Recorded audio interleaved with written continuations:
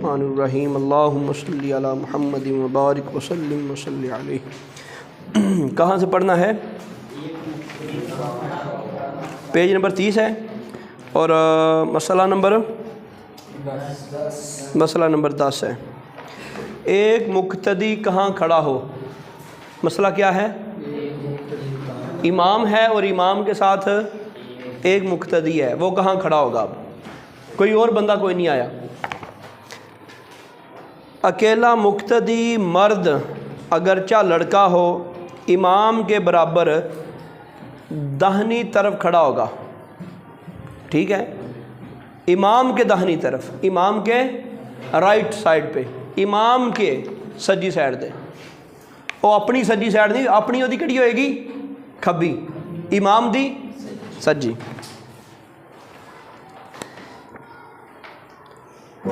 بائیں طرف یا پیچھے کھڑا ہونا مکروہ ہے، ناپسندیدہ ہے، نماز ہو جائے گی لیکن یہ ناپسندیدہ طریقہ ہے۔ دو مقتدی ہوں تو پیچھے کھڑے ہوں۔ اچھا، یہ جو نا امام کے ساتھ کھڑے ہیں وہ کس طرح کھڑا ہوگا؟ اس کی ایڑیاں تھوڑی سے پیچھے ہوں گی، امام کی ایڑیوں سے، امام سے تھوڑا پیچھے ہوگا، امام کے ساتھ کھڑا ہوگا لیکن امام سے تھوڑا سا یہ پیچھے ہوگا، بالکل تھوڑا سا، زیادہ نہیں۔ یعنی یہ کہہ لیں کہ جہاں اس کی ایڑیاں ہیں یہاں اس کی پاؤں کا یہ جو آگے والا حصہ ہے وہ آنا چاہیے۔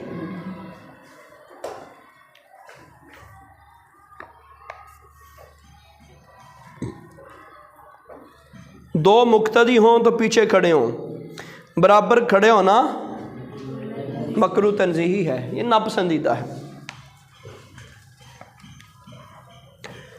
دو سے زیادہ کا امام کے برابر کھڑے ہونا مکروہ تحریمی ہے، یہ زیادہ ناپسندیدہ ہے۔ مکروہ تحریمی کے بارے میں عمومی طور پہ علماء کہتے ہیں نماز نہیں ہوتی، دوبارہ پڑھنی چاہیے، واجب الاعادہ اس کو کہتے ہیں۔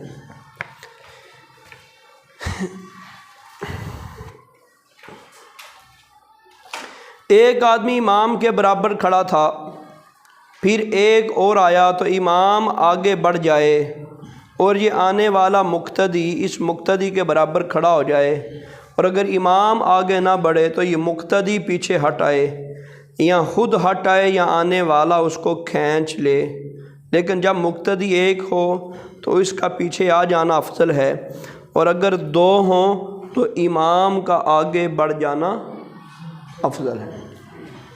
یہاں وہ یہ مسئلہ بیان کر رہے ہیں کہ امام صاحب اور وہ جو ساتھ بندہ کھڑا ہے، وہ بندہ امام صاحب کے تھوڑا سا پیچھے جو ساتھ ہی کھڑا ہے دائیں طرف، پیچھے سے کوئی بندہ آیا نماز کے لیے، امام صاحب اگلی صاحب میں ہو جائیں،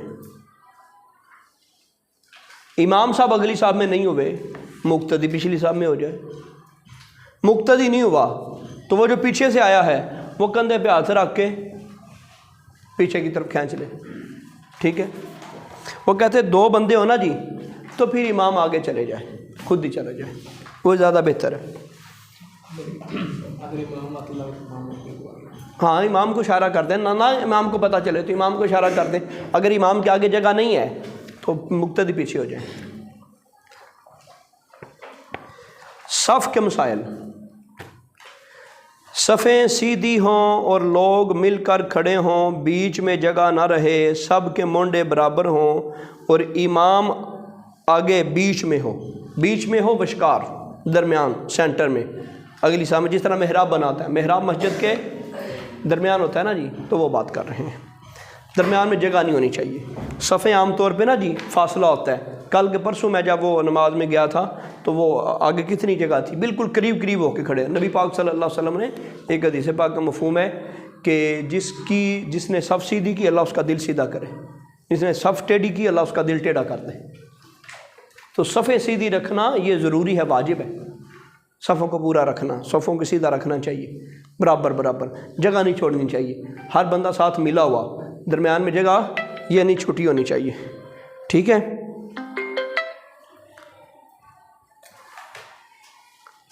تو جب بھی دیکھیں کلوز اگر آپ کو لگے نا تین چار بندے ہیں اور وہ ذرا فاصلے پہ کھڑے ہیں، ان کو ہاتھ لگا کے تھوڑا قریب کر دیں، درمیان میں آپ کی جگہ بن جائے گی تو آپ کھڑے ہو جائیں، ٹھیک ہے؟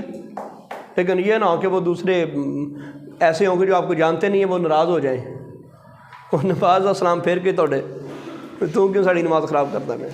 اچھا جی، اللہ اکبر۔ صفیں سیدھی ہوں، لوگ مل کر کھڑے ہوں، بیچ میں جگہ نہ رہے، سب کے مونڈے برابر ہوں، امام آگے درمیان میں کھڑا ہو، کندھے کے ساتھ کندھا ملا ہونا چاہیے، مونڈا کندھا، کندھے کے ساتھ کندھا ملانے سے صاف سیدھی ہو جاتی ہے۔ پہلی صف میں اور امام کے قریب کھڑا ہونا افضل ہے، پہلی صف میں اور امام کے قریب کھڑا ہونا افضل ہے۔ افضل ہونے کی صورت کیا ہے؟ ٹھیک ہے، اب یہ پتہ نہیں کون ہے بار بار کر۔ السلام علیکم۔ وعلیکم السلام۔ اچھا جی،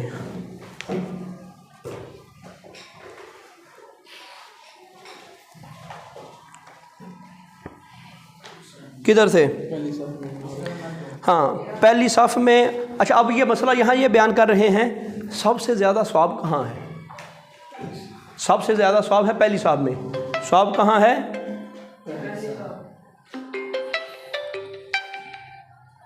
السلام علیکم۔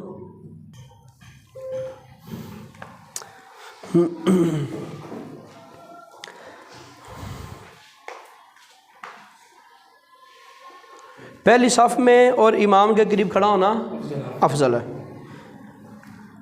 ٹھیک ہے۔ پہلی صف میں جس کا فاصلہ امام سے بالکل زیادہ قریب ہے۔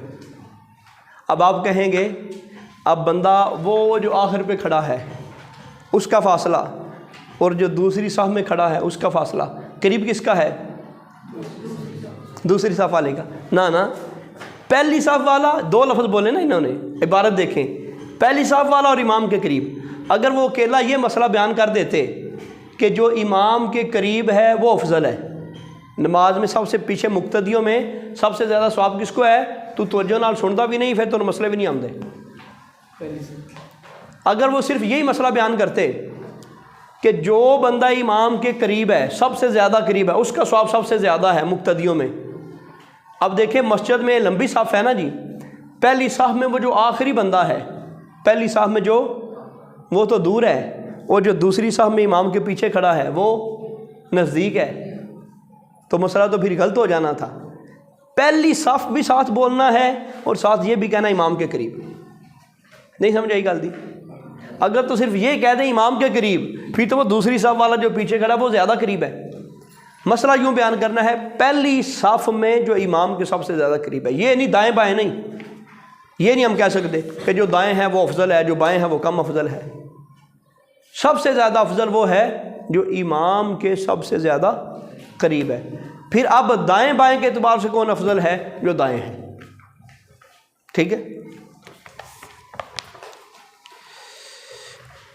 لیکن جنازہ میں پچھلی صف میں ہونا افضل ہے۔ نماز جنازہ میں سب سے زیادہ ثواب کس کو ہے؟ سب سے آخری صف میں۔ جو سب سے آخری صف میں ہوتا ہے اس کو ثواب زیادہ ملتا ہے۔ مقتدی کو تکبیر تحریمہ امام کے ساتھ یا بعد میں کہنا چاہیے، ٹھیک ہے، امام سے پہلے نہیں کہے گا۔ یہاں تک کہ اگر لفظ اللہ تو امام کے ساتھ کہا اور اکبر امام سے پہلے تو نماز نہ ہوگی، نماز نہ ہوئی۔ اب دیکھیں امام تو بڑا لمبا کر گیا، اللہ اکبر، پھر مقتدی نے کیا کیا؟ اللہ اکبر۔ امام کے اکبر کہنے سے پہلے اس نے اکبر کہہ دیا، اب اس کی نماز شروع نہیں ہوئی، ٹھیک ہے۔ لگی کہ اگلی بھی گئی؟ سمجھ؟ مقتدی کو کسی نماز میں قرات جائز نہیں، کسی بھی نماز میں۔ قرات کیا ہے؟ جہاں جہاں قرآن پڑھا جاتا ہے وہ قرات ہے۔ فاتحہ کیا ہے؟ قرآن ہے نا، نہیں پڑھیں گے۔ آگے جو بھی صورت ہے وہ قرات ہے۔ سبحان ربی الاعلی یہ قرات نہیں ہے، یہ تسبیحات ہے۔ سمع اللہ لمن حمیدہ ربنا ولک الحمد یہ قرات نہیں ہے۔ التحیات للہ یہ قرات نہیں ہے۔ اللہم صلی علی یہ قرات، اللہم انا نستعینک یہ قرات نہیں ہے۔ جو قرآن ہے جو قرات ہے وہ نہیں پڑھیں گے، چاہے امام بلند آواز سے پڑھے، چاہے امام آہستہ آواز سے پڑھے، چاہے فجر کی نماز ہے، چاہے ظہر کی نماز ہے۔ مقتدی کو کسی نماز میں قرات جائز نہیں ہے، نہ الحمد نہ سورہ، خواہ امام زور سے پڑھے یا آہستہ پڑھے، مقتدی کے لیے امام کی قرات ہی کافی ہے۔ یہاں آگے بعض لوگ وہ کہتے ہیں نہیں حدیث پاک میں ہے کہ جس بندے نے فاتحہ نہیں پڑھی لا صلاۃ بفاتحۃ الکتاب او کما قال رسول اللہ صلی اللہ علیہ وسلم، وہ یہ حدیث پڑھ کے سناتے ہیں کہ جس نے فاتحہ نہیں پڑھی اس کی نماز نہیں ہے۔ بندہ بانیا تو جس نے فاتحہ نہیں پڑھی اس کی نماز نہیں ہے۔ وہ کہتے ہیں اس لیے جو دوسرے غیر مقلدین ہیں جنہیں ہم وہابی کہتے ہیں، وہ کہتے ہیں یہ ضروری ہے۔ ہم ان کو دلیل یہ دیتے ہیں فَإِذَا قَرَأْتَ الْقُرْآنَ فَاسْتَعِذْ بِاللَّهِ، نہیں وَإِذَا قُرِئَ الْقُرْآنُ، یہ کیسے ہے؟ وَإِذَا قُرِئَ الْقُرْآنُ فَاسْتَمِعُوا لَهُ وَأَنصِتُوا لَعَلَّكُمْ تُرْحَمُونَ، جب قرآن پڑھا جائے تو تم خاموش رہو، توجہ سے سنو، تاکہ اللہ پاک تمہارے اوپر لعلکم ترحمون، ترحمون کا کیا معنی ہے؟ رحم سے تمہارے اوپر رحم کیا جائے۔ وہ کہتے ہیں جب قرآن نے کہہ دیا جب قرآن پڑھا جائے تو خاموش ہو جا۔ اور پھر ایک حدیث میں آتا ہے امام کی قرات مقتدی کی قرات ہے، جب امام نے فاتحہ پڑھی تو آٹومیٹکلی اس کی بھی ہو گئی، مقتدی کی بھی ہو گئی، تو وہ حدیث بھی پوری ہو گئی فاتحہ کے بغیر والی۔ تو فاتحہ کے بغیر تو ہی نہیں ہے کیونکہ امام نے پڑھی تو پیچھے مقتدی کی بھی ہو گئی۔ امام کہتا ہے یا اللہ ہم سب کو جنت عطا فرما، تو آپ کیا کہتے ہو؟ آمین۔ کیا مطلب ہے؟ کہ آپ کو بھی اللہ تعالیٰ جنت عطا فرمائے، یہی ہے نا۔ یہ تو نہیں کہیں گے کہ نہیں سارے وکھرا وکھرا کو تا ہونا ہے، ایسے تو نہیں ہوتا نا۔ جو امام کہہ رہا ہے یا اللہ ہمیں جنت عطا فرما، امام کا کہنا گویا کہ ساروں کی طرف سے کہنا ہو گیا، ایسے ہی ہے نا۔ تو امام کی قرات گویا کہ ساروں کی طرف سے ہوگی، امام بنایا ہے اسی لیے جاتا ہے۔ امام اعظم رحمۃ اللہ تعالی علیہ کا یہ موقف ہے۔ ان کے پاس نا کچھ لوگ آ گئے آپ کے دور میں، انہوں نے آ کے بڑی وہ باتیں کرنا شروع کی اور ہم آپ سے مناظرہ کرنے آئے ہیں، ہم فلاں کرنے آئے ہیں۔ آپ نے پوچھا مناظرہ کس موضوع پہ کرنے آئے ہو؟ وہ کہتے فاتحہ خلف الامام۔ اس فاتحہ خلف معنی کیا ہوتا ہے؟ خلف آپ نے پڑھا نا طریقہ جی، خلف پیچھے، خلف امام، امام فاتحہ خلف امام، امام کے پیچھے فاتحہ پڑھنا، مسئلہ فاتحہ خلف الامام۔ یہ ہمارا اہل حدیثوں کا بڑا ایک کہہ لیں کہ ڈرڈا موضوع ہے۔ تو وہ امام صاحب کے پاس آئے بندے مناظرہ کرنے کے لیے۔ امام صاحب نے پوچھا ہے کہ ادھر جی اس موضوع پہ مناظرہ کرنا ہے؟ آپ نے کہا اچھا، سارے بولو گے، سارے کرو گے؟ جی نہیں، ہمارا ایک اس میں مناظر ہوگا، وہ اپنا دوسرا آپ سے بات کرے گا۔ آپ نے کہا جی تو اگر وہ ہار گیا تو پھر ساروں کی ہار؟ جی جی بالکل، ہمارا وہ نمائندہ ہے، اگر وہ ہار گیا تو ہم سارے ہار گئے۔ اچھا جی کیوں؟ کہا جی ہماری بھی دلیلیں وہی ہیں جو اس کی ہیں، ہمارا نمائندہ وہ ہے، ہمارا مناظر وہ ہے، نمائندہ وہ ہے۔ اب نے پھر مسئلہ تو ویسے ہی حل ہو گیا۔ جب آپ کہتے ہو مناظر کی جیت ہماری جیت، اس کا کہنا ہمارا کہنا، حالانکہ کیا ایک رہا ہے، تو یہی تو ہم کہتے ہیں۔ ہم نے جو منتخب کیا ہوتا ہے وہ امام منتخب کیا ہوتا ہے، جو اس کا پڑھنا وہی مقتدیوں کا پڑھنا۔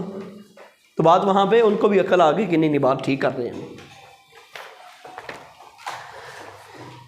کہاں تھے ہم؟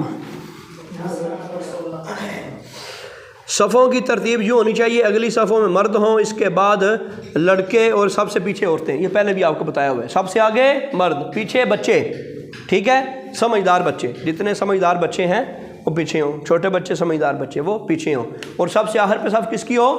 عورتوں کی۔ امام کون ہونا چاہیے؟ امام کو مسلمان مرد، یہ دیکھیں نا، مسلمان سے مراد ہے وہ کافر امام نہیں ہو سکتا، کافر امام نہیں ہو سکتا۔ مرد، جب انہوں نے مرد کہا تو معلوم ہوا عورت امام نہیں ہو سکتی۔ آگے انہوں نے کہہ دیا عاقل، عاقل سے مراد ہے بے عقل، جس کی عقل سلامت نہ ہو، جو مجنون ہو، پاگل ہو، وہ امام نہیں ہو سکتا۔ چوتھی بات انہوں نے کی بالغ، معلوم ہوا نابالغ امام نہیں ہو سکتا۔ ان باتوں کو پتہ کیا کہتے ہیں؟ فوائد قیودات۔ کدھر ہے وائٹ مارکر، کدھر ہے؟ اگر آپ کو یہ آئے نا جی امتحان میں فوائد قیودات، کسی تعریف لکھیں اور تعریف لکھنے کے بعد کہیں فوائد قیودات بیان کریں، ٹھیک ہے؟ قیودات قید، قیودات کس کی جمع ہے؟ قید کی جمع کیا ہے؟ قیودات۔ قید لگانے سے مطلب ہے کسی چیز کے اندر حد بندی کر دینا۔ اب یہ دیکھیں نا، وہ قیدیں لگا رہے ہیں، امام کون ہو سکتا ہے؟ فلاں ہو سکتا ہے، فلاں ہو سکتا ہے، فلاں ہو سکتا ہے۔ یہ تو نہیں کہا جڑا مرضی ہو جائے امام، یہ تو نہیں انہوں نے بولا نا، کتنی چیز انہوں نے بیان کر دی ہیں۔ پہلا کیا بولا؟ مسلمان، امام کون ہو سکتا ہے؟ مسلمان۔ مسلمان کی قید لگانے سے غیر مسلم نکل گیا، ایسے ہی ہے نا؟ امام کون ہو سکتا ہے؟ مسلمان۔ یہ جو مسلمان انہوں نے لکھا، اب اسے کیا سمجھ آئی؟ کافر امام نہیں ہو سکتا۔ اب آگے لکھ دیں، وہ لکھے نا فوائد قیودات، یہ قیود کا فائدہ، یہ قید ہے، قید کا فائدہ کیا ہے؟ فائدہ یہ ہے کہ غیر مسلم امام نہیں ہو سکتا۔ آگے کیا ہے؟ مرد ہو، اس کا فائدہ کیا؟ عورت نہیں ہو سکتی۔ آگے کیا ہے؟ عاقل ہے، پاگل جو ہے وہ جماعت نہیں کرا سکتا۔ آگے کیا ہے؟ بالغ ہے، نابالغ جماعت نہیں کرا سکتا۔ آگے کیا ہے؟ ہاں، نماز کا مسائل جاننے والا، آپ عالم لکھ لیں یہاں پہ، نماز کے مسائل جاننے والا، جو نہیں جاننے والا وہ امام نہیں ہو سکتا۔ آگے کیا ہے؟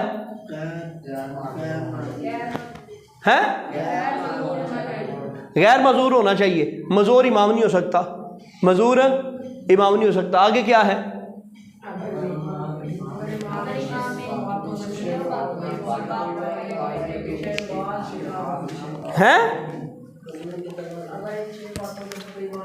مسئلہ نمبر بتائیں کہ کہاں ہے؟ اچھا جی، وہ کہہ رہے ہیں اگر امام میں ان 6 باتوں میں سے کوئی بات نہ پائی گئی تو اس کے پیچھے نماز نہ ہوگی۔ ایک گل بھی نہ ہوئی، امام نماز نہیں ہونی، ایک بات بھی نہ ہو ان میں۔ اچھا، یہ معذور سے مراد غالباً یہاں پہ آگے وضاحت ہو جائے گی، معذور سے مراد یہاں پہ وہ معذور ہوگا۔ معذور اس بندے کو کہتے ہیں کہ جس بندے کو ایسا مرض لگا ہو کہ جس مرض کی بنا پہ ہر لمحہ اس کو جو ہے وہ خون بہتا رہے یا پیشاب کا قطرہ آتا رہے، ایسے بندے کے لیے مسئلہ یہ ہے وہ ایک بار وضو کرے گا، ایک بار وضو کرے گا اور پھر اس کا وضو قائم رہے گا۔ ایک بندے کا بار بار خون نکلتا ہے نا جی، وہ صرف فرض بھی نہیں پڑھ سکتا، ایسے بندے کو اسلام میں معذور کہتے ہیں، ایسے بندے کو اسلام میں معذور کہتے ہیں۔ مجھے لگتا ہے یہاں پہ معذور وہ ہوگا، لیکن آگے یہ وضاحت کر دیں گے کتاب والے، یا اس سے وہ دوسرا معذور بھی ہو سکتا ہے، وہ جس کی ٹانگ نہیں ہوتی، لیکن مجھے لگتا ہے وہ معذور ہوگا۔ یہاں پہ دیکھ لیتے ہیں۔ اب معذور کی، دونوں معذوروں کی سمجھ لگ گئی نا، معذور کس کس کو کہتے ہیں؟ پتہ چل گیا نا جی۔ ایک تو معذور وہ نا جسے ہم معذور کہتے ہیں، معذور اپنے مثل معذور کا یا اپنے سے زائد عذر والے کا امام ہو سکتا ہے۔ ہاں، یہ وہی عذر ہے جو میں نے ابھی بیان کیا، وہ جس کا ہر وقت ہی خون نکلتا رہتا ہے، ہر وقت ہی خون نکلتا رہتا ہے، ٹھیک ہے، وہ ٹھیک نہیں ہوتا، وہ کیا ہے؟ اسلام میں وہ معذور ہے، لنگڑا لولا وہ معذور نہیں مراد، ٹھیک ہے۔ معذور اپنے مثل معذور کا یا اپنے سے زائد عذر والے کا امام ہو سکتا ہے۔ جو معذور ہے نا، جس کو جو بیماری لگی ہوئی ہے، جتنا اس کو مسئلہ ہے، اتنے مسئلے والے یا اس سے زیادہ مسئلے والے کا امام معذور کا امام ہو سکتا ہے، چاہے مسئلہ تھوڑا اس کو، چاہے مسئلہ تھوڑا۔ غیر معذور کا معذور امام نہیں ہو سکتا۔ اگر امام مقتدی دونوں کو 2 قسم کے عذر ہوں، مثلا ایک کو ریاح کا مرض ہے، اور دیکھیں نا مسئلہ اور واضح ہو گیا، ریاح کس کی جمع ہے؟ ریح کی۔ ریح کا مطلب کیا ہے؟ ہوا خارج ہونا۔ اور دوسرے کو قطرے کا، تو ایک دوسرے کی امامت نہیں کر سکتا۔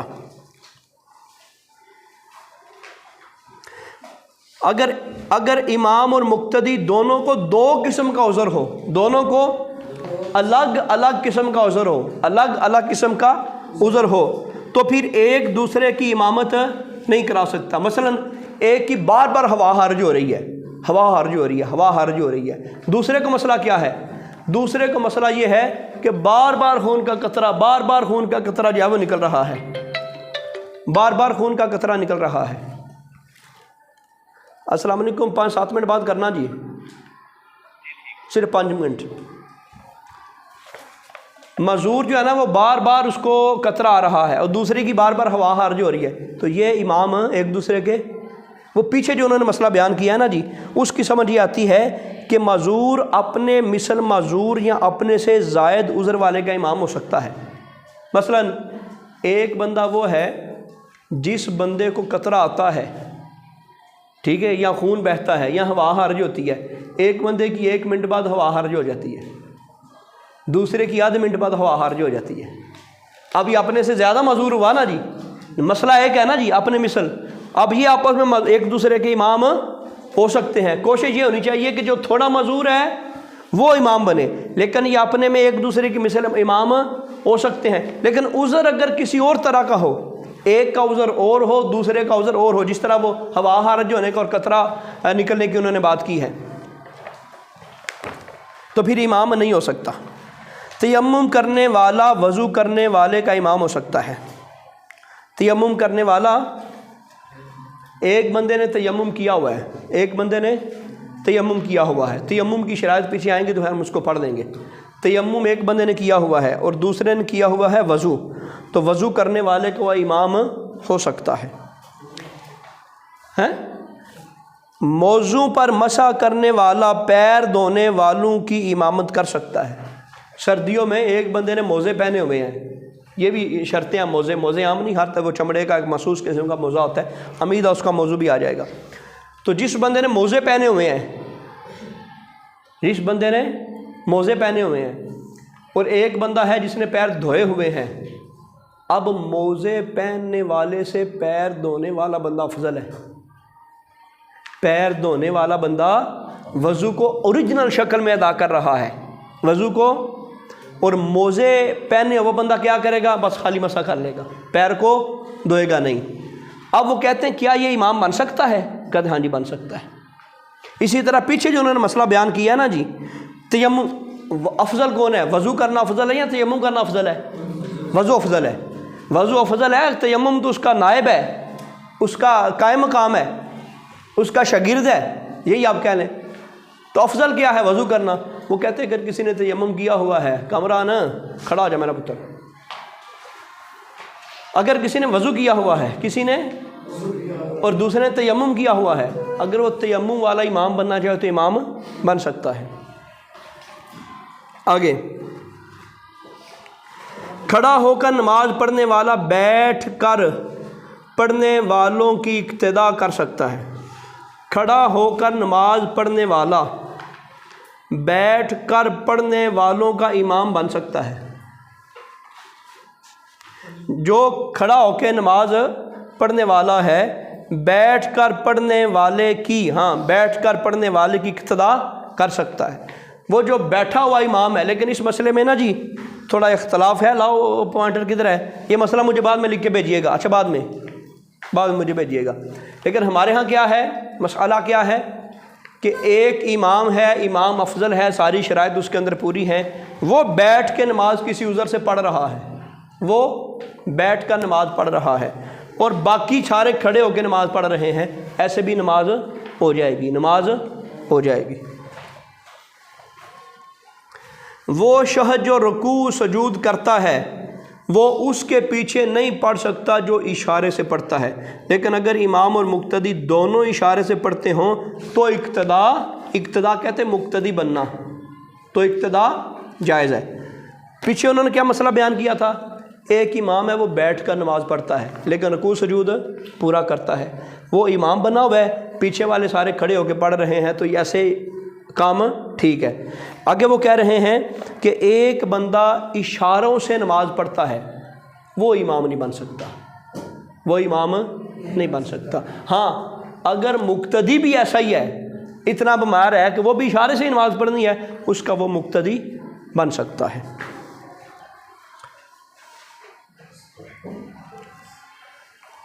لیکن اگر امام اور مقتدی دونوں اشاروں سے، اچھا یہاں تک، ننگا سطر چھپانے والے کا امام نہیں ہو سکتا۔ کوئی ایسا بندہ ہے نا کہ وہ ننگا ہے، کپڑا میسر ہی نہیں ہے، اور پھر وہ امام نہیں بن سکتا، وہ امام نہیں بن سکتا۔ دو ہی بندے ہیں، ایک ہی لباس ہے، وہ کسی طرح پورا بھی نہیں کر سکتے، آدھا آدھا لے کے بھی پورا نہیں کر سکتے۔ ایک بندے کے پاس لباس ہے، دوسرے کے پاس لباس نہیں ہے، دوسرے کے پاس لباس نہیں ہے، تو جو امام ہے وہ بنے گا کپڑے والا۔ یہ جتنی بھی صورتیں انہوں نے بنائی ہیں نا، یہ جائز ہونے کی بتائی ہیں۔ افضل کیا ہے؟ افضل وہی ہے کہ جس تیمم والا جماعت نہ کرائے، وضو والا جماعت کروائے۔ افضل وہی ہے، اگر امامت کی ساری شرطیں پوری ہیں تو پھر وہی جماعت کروائے گا جو بندہ کھڑے ہو کے نماز پڑھتا ہے۔ چلو باقی پھر دیکھیں گے، وہ بعد میں